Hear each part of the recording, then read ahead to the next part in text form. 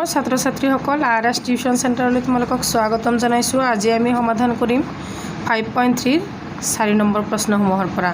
গতিকে চোৱা 1 number 2 number 3 নম্বৰৰ আটাইবোৰ প্ৰশ্নৰ কাৰণে বেলেগ বেলেগ ভিডিঅ' মই বনাই দিছোঁ। যদি তোমালোকে চোৱা নাই প্লেলিষ্টত গৈ চাই লোৱা। আজি চোৱা আমি 4 নম্বৰ প্ৰশ্নটোৰ পৰা সমাধান কৰিম। 4 নম্বৰ প্ৰশ্নটোত দিয়া আছে 9, 17, 25 ... এই সমান্তৰ প্ৰগতিটোৰ কিমানটা পদৰ যোগফল 6, 3, 6 হ'ব। কি বুলি কৈছে যে 9, 17 আৰু 25 এই সমান্তৰ প্ৰগতিটোৰ কিমানটা পদৰ যোগফল মানে SN কিমান হ'ব 6, 3, 6 হ'ব। গতিকে চোৱা আগৰবাৰৰ নিচিনাকৈ লিখিলোঁ। আগৰবাৰ যদি চোৱা নাই গৈ এতিয়াই চাই লোৱা। ইয়াতে A দিয়া আছে প্ৰথম পদ, আকৌ D দিয়া আছে। ইহঁতৰ মাজত কি পাৰ্থক্যটো যিটো মানে সাধাৰণ অন্তৰ D দিয়া আছে, আকৌ SN দিয়া আছে। গতিকে SNৰ সূত্ৰটো প্ৰয়োগ কৰি আমি সমাধান কৰিম। চোৱা প্ৰশ্নটো তোমালোকে লিখি ল'ব। মই প্ৰশ্নটো লিখি নলওঁ। 5.3 4 নম্বৰ প্ৰশ্নটোৰ সমাধান। চোৱা প্ৰথমতে সমাধান বুলি লিখি ল'বা। সমাধান বুলি লিখি লৈ ইয়াত কি দিয়া আছে চোৱা। দিয়া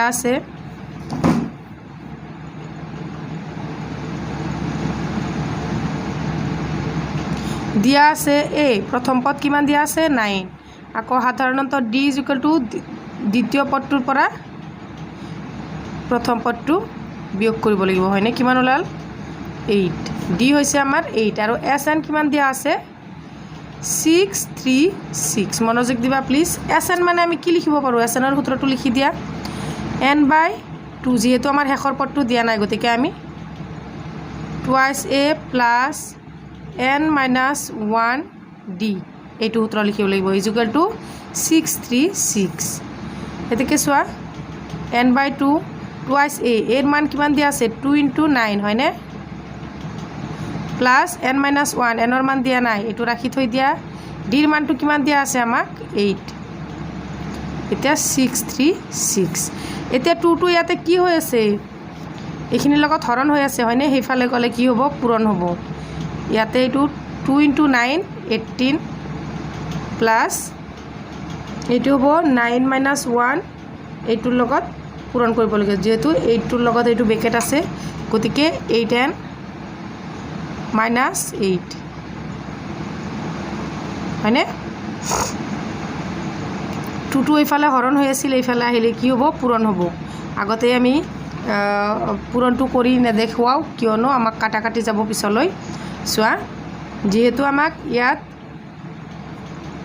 n × 18ৰ পৰা 8 গ'লে কিমান থাকিব 10 প্লাছ 8n। এই এনৰ লগত এইটোৱে ঠিক যেনেকৈ আছে এনেকৈয়ে ৰাখি থৈ দিয়া। চোৱা এনৰ লগত এই দুটাক আমি পূৰণ কৰিব লাগিব।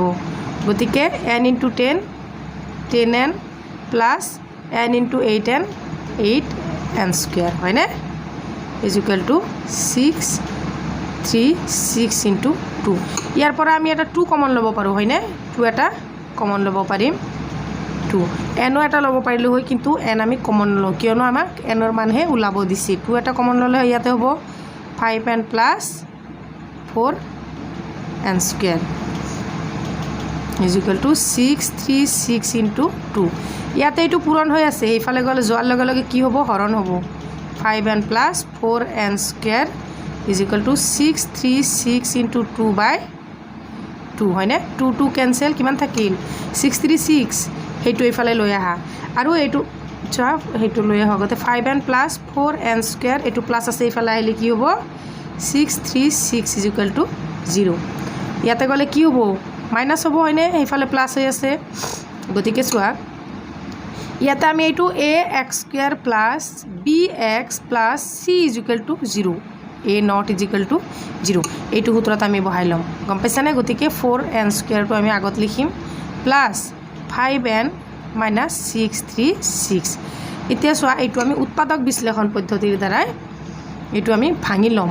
ইয়াতে কি আছে প্ৰথমতে আছে 4n² আৰু 6, 3, 6। এই 6, 3, 6 37ক 4ৰ লগত পূৰণ কৰিম পূৰণ কৰি এনেকুৱা দুটা পদ ওলাব লাগিব যিটোৰ উৎপাদক উলিয়াব লাগিব যিটোৰ আমি যোগ বা বিয়োগ কৰি 5 পাম হয়নে এইবিলাক গণিত আগতে কৰিছোঁ গতিকে একো অসুবিধা নাই 637ৰ লগত 4 পূৰণ কৰা 4 পূৰণ কৰিলে হ'ব 6 4 গুণ 24ৰ 4 হাতে 2 4 3 গুণ 12 13 14ৰ 4 হাতে 1 6 4 গুণ 24 25 2544 হ'ল ইয়াক আমি উৎপাদক বিশ্লেষণ কৰিব লাগিব চ' 2544ৰ উৎপাদক বিশ্লেষণ কৰা প্ৰথমতে যেহেতু যুগ্ম আছে 2ৰে কাটা 2 1 গুণ 2 2 1 গুণ 2 2 2 গুণ 4 2 7 গুণ 14 2 2 গুণ 4 আকৌ 2ৰে 2 6 গুণ 12 2 3 গুণ 6 2 6 গুণ 12 আকৌ এবাৰ 3ৰে দিওঁ ইমান সৰু সৰু কৰি নাথাকোঁ 3 2 গুণ 6 3 1 গুণ 3 3 2 গুণ 6 আকৌ 2ৰে যাব 2 1 গুণ 2 0 2 6 গুণ 12 হয়নে আকৌ 2ৰে যাব 2 5 গুণ 10 2 3 গুণ 6 গতিকে 53টো আমাৰ এবাৰ আমাৰ ওলাল 53 53টো হৈছে আমাৰ মৌলিক সংখ্যা ইয়াৰ পিছত আৰু বাৰ নাযায় গতিকে আমাৰ বাকী সন্মুখত কিমানটা পদ ওলাইছে চোৱা 2 2 গুণ 4 4 3 গুণ 12 12 2 গুণ 24 24 2 গুণ কিমান হ'ব 48 48 এতিয়া 48 আৰু 53ৰ মাজত যোগ বিয়োগ কৰি চোৱাচোন মিলে নেকি কিমান হয় 5 ওলায় হয়নে যেহেতু ইয়াতে +5 আছে গতিকে আমি ডাঙৰটো প্লাছ লওঁ চোৱা 4n² প্লাছ কিমান লিখিম ইয়াতে 53n মাইনাছ কিমান লিখিম 48n মাইনাছ 636 = 0 এতিয়া চোৱা ইয়াৰ পৰা এটা তুমি n কমন লোৱা ইয়াতে 4 কমন নাযায় n এটা কমন ল'লে ইয়াতে হ'ব 4 প্লাছ n² 4n ইয়াতে হ'ব 4n ইয়াতে n এটা কমন ল'ব লাগিব n এটা কমন ল'ব লাগিব 4n প্লাছ 53 হয়নে চোৱা 4n প্লাছ 53 ইয়াতে এটা ল'ব লাগিব মাইনাছ কিমান কমন ল'ম আমি সেইটো নাজানো ইয়াতে যিটো লিখিছোঁ ইয়াতো সেইটোৱে লিখিম 4n প্লাছ 53 মনত আছেনে এনেকৈ যে শিকাইছিলোঁ এতিয়া 4n ইয়াত আছে 48 4ৰ লগত কিমান ইনটু কৰিলে 48 হ'ব কোৱাচোন 12ৰ 4 গুণ 48 হয়নে ইয়াতে 12 বহাম হৈ গ'ল এনেকৈ আমি আগতে কৰিছিলোঁ আগৰ ভিডিঅ'বোৰ চাই ল'বা 4n কমন লোৱা এটা 4n প্লাছ 53 আৰু এটা হ'ব n মাইনাছ 12 গতিকে দুটা আমি এই দুটা আমি ল'লোঁ এতেকে আমি লিখিব পাৰিম দুটা পদ এনৰ মান যেহে ওলাব লাগে আমি 4n plus 53 = 0 or n minus 12 = 0 এতিয়া চোৱা 4n প্লাছ আছে ইফালে আহিলে মাইনাছ হ'ব 4টো ইয়াফালে পূৰণ হৈ আছে ইফালে যোৱাৰ লগে লগে কি হ'ব এইটো হৰণ হৈ যাব 53/4 যেহেতু এইটো মাইনাছ ওলাইছে এইটো আমাৰ অসম্ভৱ তাৰে পিছৰটো চাওঁ আমাৰ কি ওলায় n minus 12 আছে গতিকে এইফালে গ'লে কি হ'ব +12 হয়নে এতেকে চোৱা প্ৰশ্নটোত আমাক কি সুধিছিল প্ৰশ্নটোত সুধিছিল সমান্তৰ প্ৰগতিটোৰ কিমানটা পদৰ যোগফল হয়নে কিমানটা পদ মানে কি n পদ মানে n কিমানটা পদৰ যোগফল 636 গতিকে আমাৰ কিমান ওলাল কিমানটা পদ 12টা পদ এতেকে শেষত এইটো লাইন লিখি দিয়ে এতেকে নিৰ্ণয় 12টা পদৰ যোগফল 12টা পদৰ যোগফল 636 এইটোৱে হ'ব আমাৰ 4 নম্বৰটোৰ এনসাৰ গতিকে তাৰে পিছৰটো চোৱা 5 নম্বৰটোত কি দিয়া আছে চোৱা এটা সমান্তৰ প্ৰগতিৰ প্ৰথম পদ 5 অন্তিম পদ 45 ইয়াতে a কিমান দিয়া আছে 5 আৰু অন্তিম পদ মানে l হয়নে l = 45 আৰু যোগফল তাৰ মানে sn = 400 মুঠ পদৰ সংখ্যা আৰু সাধাৰণ অন্তৰ উলিয়া মুঠ পদৰ সংখ্যা মানে ইয়াত কি উলিয়াব দিছে n আৰু সাধাৰণ অন্তৰ মানে d হয়নে একদম স্পষ্ট ইম্পৰ্টেন্ট আছে কোৱেশ্চনটো গতিকে চোৱা প্ৰথম এই এটা সমান্তৰ প্ৰগতিত প্ৰথম পদ দিয়া আছে 5, অন্তিম পদ দিয়া আছে 45 আৰু যোগফল দিয়া আছে 400। মুঠ পদৰ সংখ্যা মানে n = উলিয়াব দিছে আৰু সাধাৰণ অন্তৰ d উলিয়াব দিছে। গতিকে চোৱা প্ৰথমতে সমাধান বুলি লিখি ল'বা। দিয়া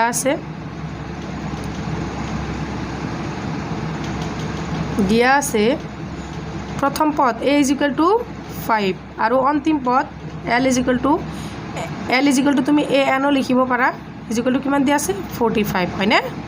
আৰু কি দিয়া আছে sn = কি দিয়া আছে 400 হয়নে? চোৱা sn মানে আমি কি লিখিব পাৰোঁ? sn ৰ সূত্ৰটো লিখা n/2 whole a plus l, যিহেতু আমাৰ অন্তিমটো পদ দিয়া আছে = কিমান 400।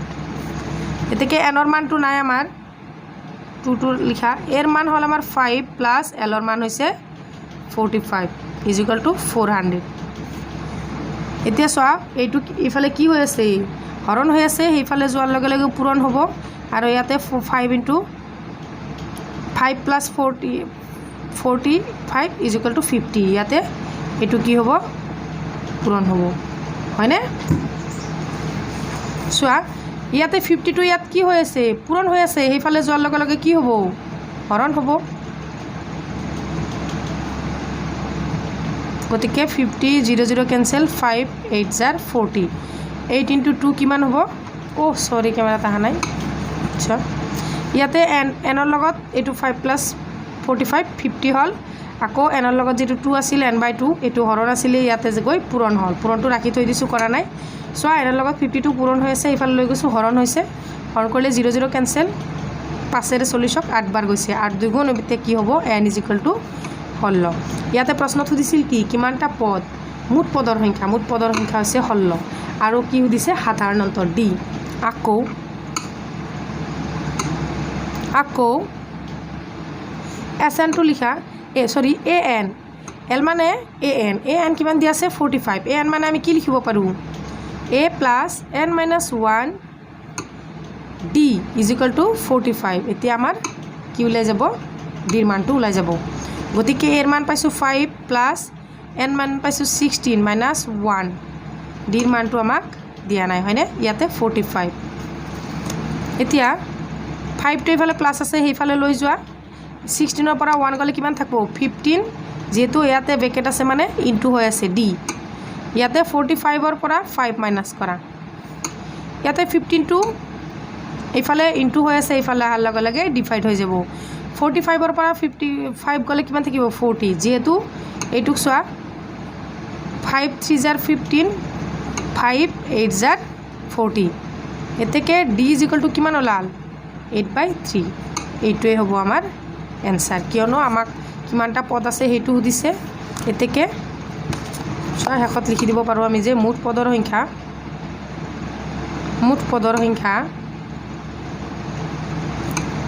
n = 16 আৰু সাধাৰণ অন্তৰ, আৰু এই দুটা লাইন লিখি দিবা সাধাৰণ অন্তৰ d = 8/3। এইটো এনসাৰ।